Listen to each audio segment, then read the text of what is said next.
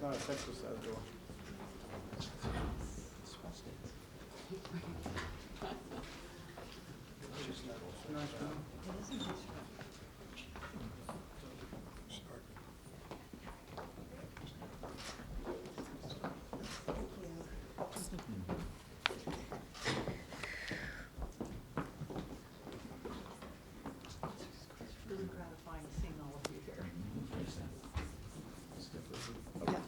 There you go. Terrific. Well, good afternoon, and thank you, everyone. I'm delighted to be joined today by our Secretary of State, Bill Galvin, who's dedicated his career to making sure that elections are free and fair. I appreciate your being here today. We are welcoming and are proud to welcome members of the Texas State Legislature who are here today at the State House.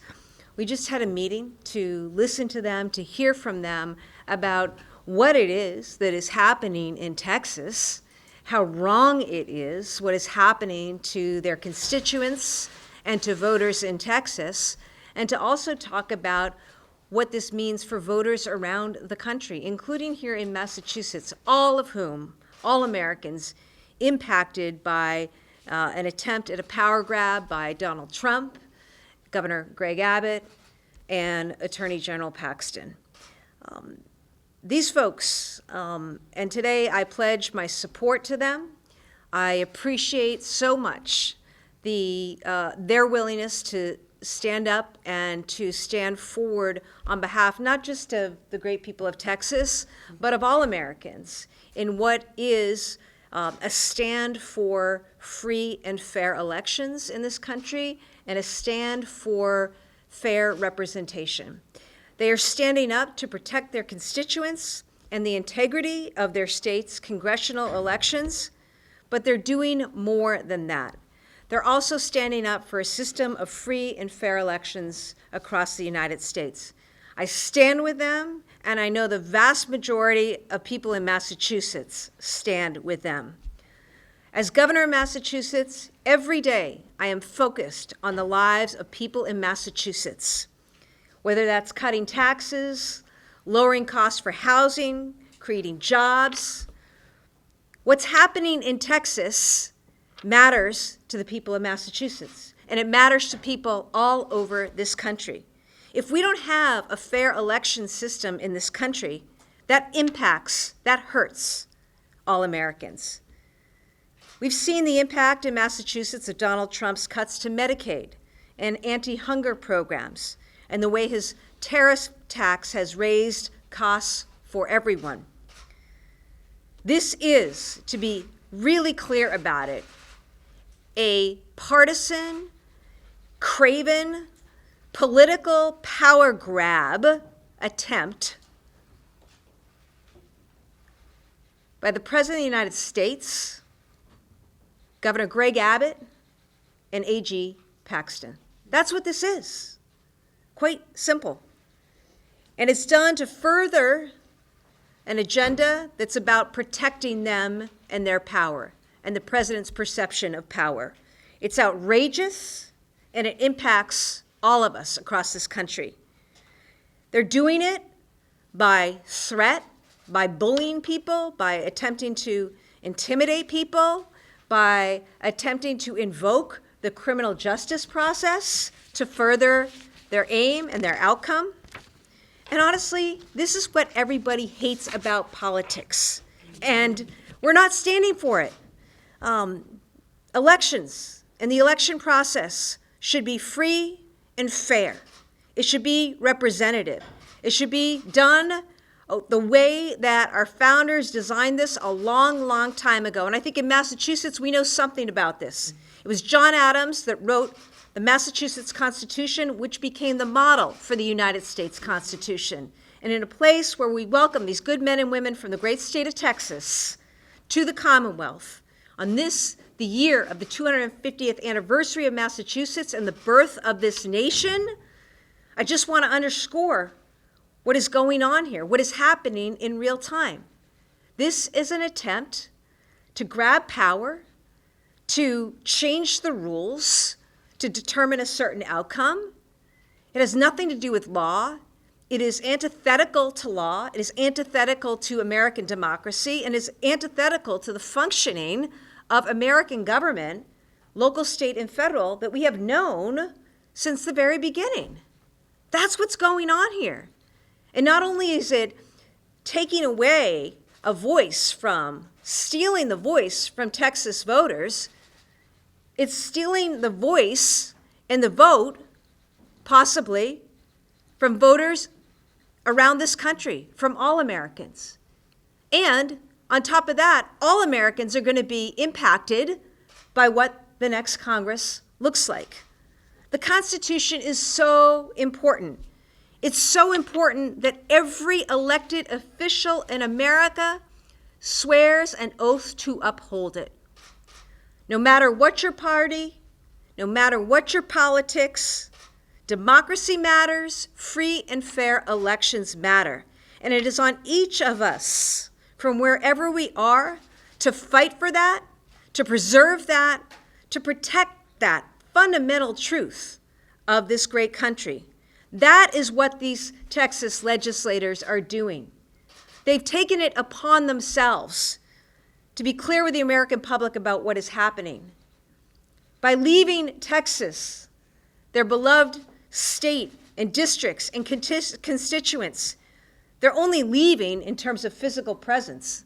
They're not leaving because they are fighting for them just as hard right here from Boston today as they are in states around this country. They are fighting for Texans. They are fighting for Americans. They are fighting for our democracy. They are fighting for all of us. So I applaud their courage. I appreciate and welcome them to Massachusetts in this State House, and I am both proud and honored to stand with them today. I now invite Secretary Galvin to the podium. Thank you, Governor. I'm delighted to be with you and them today. I think the point you made about their effort being a national effort is extremely important. These folks did not flee Texas. They came here to get the message out to the rest of us across this country that when you do what Trump has done in Texas and is attempting to conclude in Texas, you're stealing the rights of Massachusetts voters and voters throughout this country. You know, Trump loves to use the word rigged. It's one of his favorite words, rigged and stolen. Well, he's the master thief here. He's the one who's trying to crack open the safe on democracy and rip its contents all over the place. They're here to get that message out. This is not about their seats, their political futures, or their friends or anybody else. You're talking about people, and I want to give you the facts. The Texas primary that this map is supposed to be placed in is scheduled for March 3rd of next year. That's barely over 6 months from now. So people in Texas won't even know what district they're going to be asked to vote in. And voters won't know who they're going to be asked to vote for. That's the kind of democracy, which is laughable to call it a democracy, that Trump wants. He doesn't care about the rules. He's perfectly happy to rig things when he gets it. So we all have to stand up. As the governor mentioned, we're all here a few months ago celebrating the 250th anniversary of the beginning of the American Revolution. And some of our most famous patriots indeed fled at that time in the interest of democracy. John Hancock, for instance, and others. And they lived to tell the story of what we were trying to do then 250 years ago. Democracy started here. We have to make sure it stays alive throughout our country. That's our true gift to our country. We want to protect it. We have an obligation here in Massachusetts to stand with these folks, to get their story out, and to make it clear to the nation, it doesn't matter whether you're a Democrat or Republican, independent. What matters is if you're an American, you should be standing to make sure that Americans in Texas have the right to vote for a member of Congress of their choosing and in a district that makes some sense. And if you're an American who's concerned about Congress, you should understand that these votes he's trying to steal in Texas will come back to hurt us with national legislation that's going to affect the lives of everybody in this country. So it's extremely important that we not simply say, isn't this nice, they've come to Boston. No, they've come here on a mission, and it's our job to make sure that mission is heard and is effective throughout the country to the effect of protecting democracy, which is really what this is all about. Thank you. Thank you. I would now like to introduce Senator Carol Alvarado to the podium. We welcome you, and we thank you for being here today with your colleagues. Thank you, Governor, and we appreciate the hospitality you and your colleagues have shown us. Secretary, thank you. Boy, do we know how important secretaries of state are. You're in charge of elections. Your governor has been a true supporter. We appreciate your very strong words and your passion that you have delivered here today, but in our meeting, expressing support for our efforts. We're here on the eve of the 60th anniversary of the Voting Rights Act, who, by the way, was signed by a legend, a Texan, Lyndon Johnson. And you all hear the game Texas Hold'em. Well, we are literally holding the line on democracy, not just for Texas, but for our nation. We are here to talk about with other legislators from around the country. This is coming to you. You're next. This is not a Texas problem. This is a United States of America problem.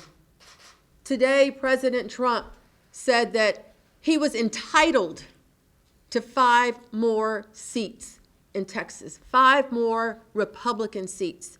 And we're here to say nobody is entitled. The people of those districts are entitled to those seats. They were very specific, very precise in going after Texas. The DOJ sent a letter which prompted all of this, targeting 4 districts that are majority minority districts, 3 represented by African Americans and 1 by a Latina. Texas has historically been in the courts when it comes to redistricting, when it comes to voting rights, when it comes to women's reproductive health. So the governor said this earlier in our meeting, we have become so accustomed to rolling up our sleeves and fighting because we know that this is not stopping in Texas. This is coming to a state near you. And we have had so much support from our colleagues around the nation. We have visited with states that they know they have already been threatened by President Trump, that they are next. So being here in Boston, National League of Cities, and conversing with others has been very productive. I also want to acknowledge that we have total of 8 senators that are here with us and 2 House members that are with us. And we have all been in this fight, and we will continue fighting for democracy across our nation. Thank you. Thank you so much. Thank you so much.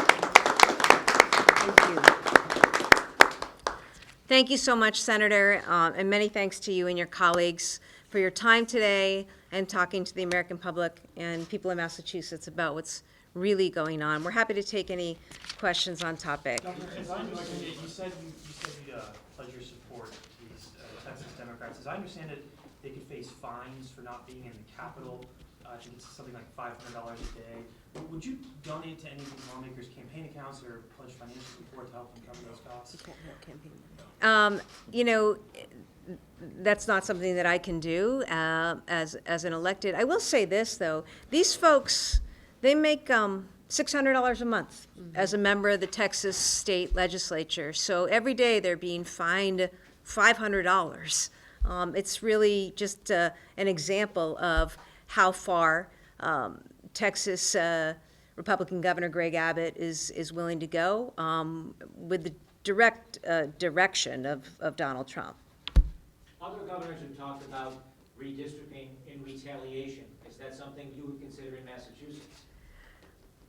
You know, isn't it a sad state of affairs that that's where we're at, okay? And, you know, Donald Trump, Greg Abbott, Ken Paxton have left us no choice.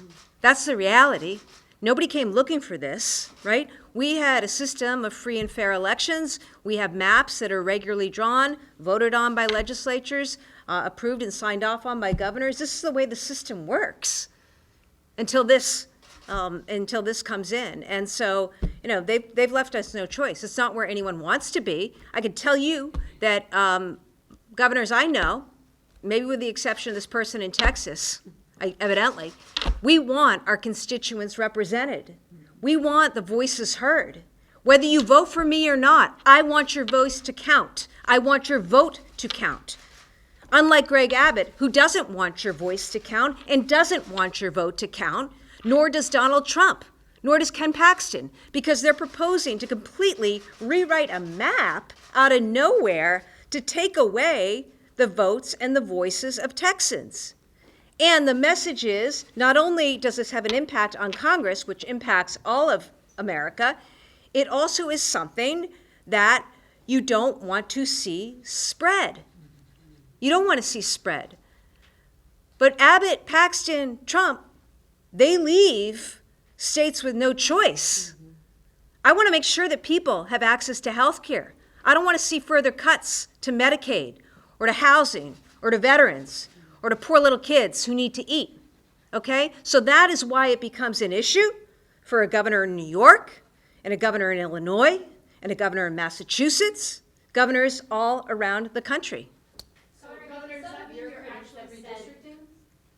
I'm sorry? You're planning to perhaps move forward on a redistricting plan in Massachusetts? We just did that. We're going to follow the rules. I don't know if the Secretary of State wishes to comment, but we just went through a customary and orderly process just a few years ago. We have no Republicans to give. No, I mean, as you may know from history, Massachusetts has a little part of this history too. Gerrymandering was born here. Yes. But that was about Federalists, and we have no Federalists left either. So therefore, I think at this point, what I think the point the governor was making is you're putting states and other jurisdictions in this fight to do tactics they don't want to do.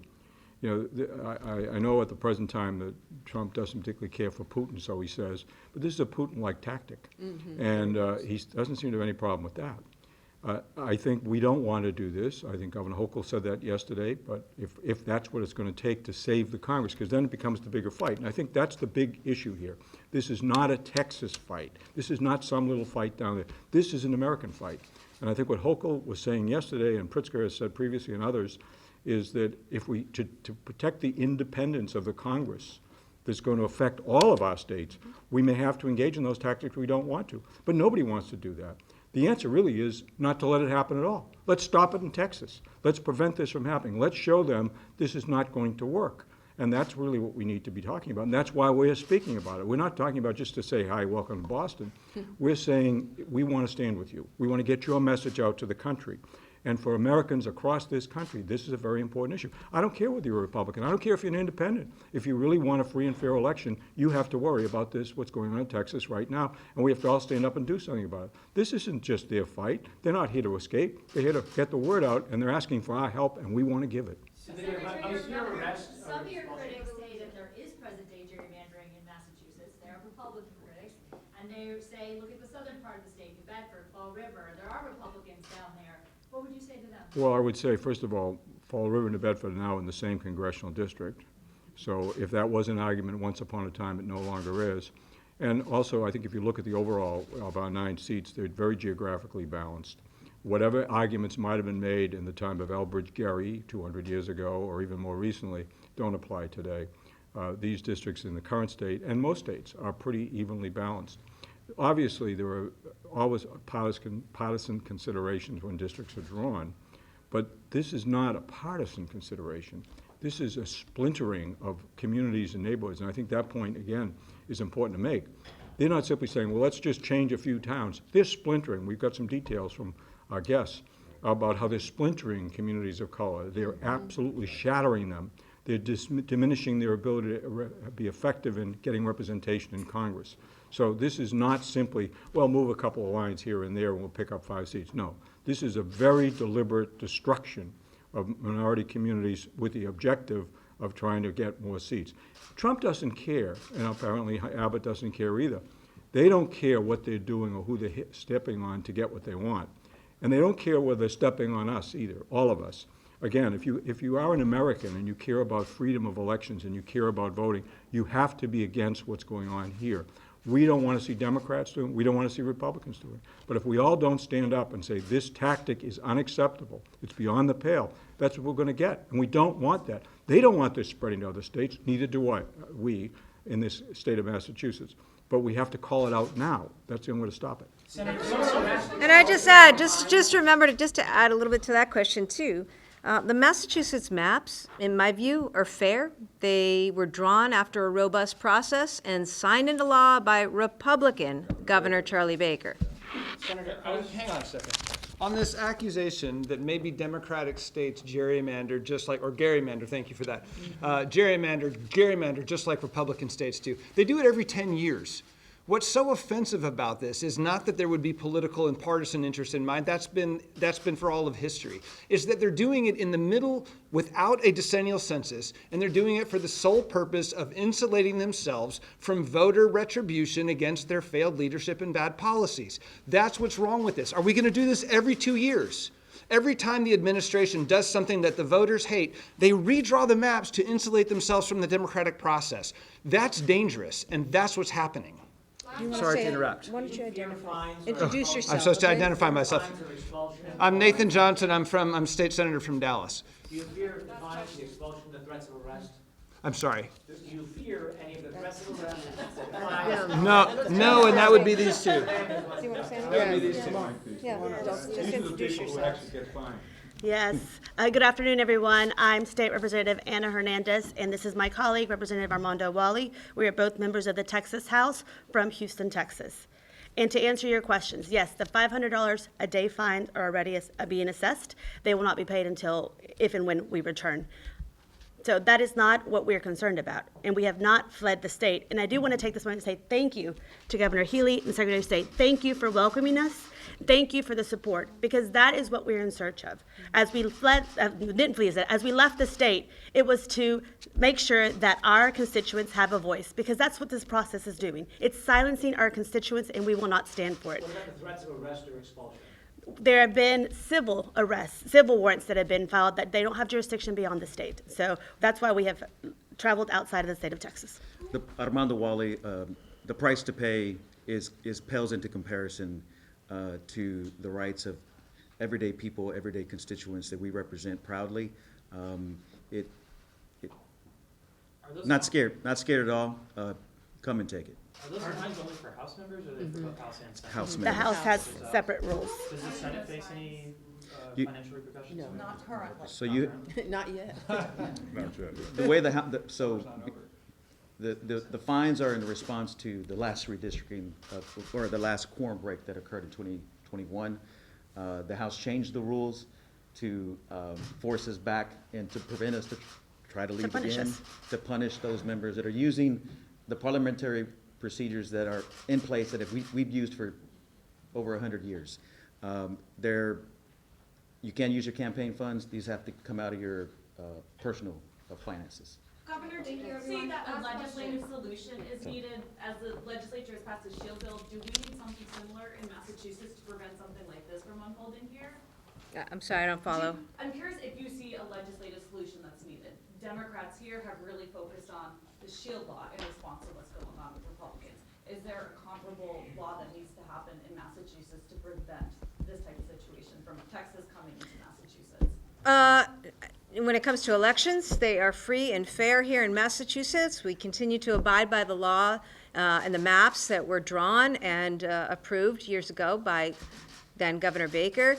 And in terms of whatever actions that we need to continue to take, I'm going to be prepared to take them if it's in the best interests of the Massachusetts people. And we've done that several times over the last several weeks in the face of and in the wake of, devastating and draconian actions by Donald Trump and his administration. So with that, thank you, everybody. Thank you. Thank you. Oh, you were.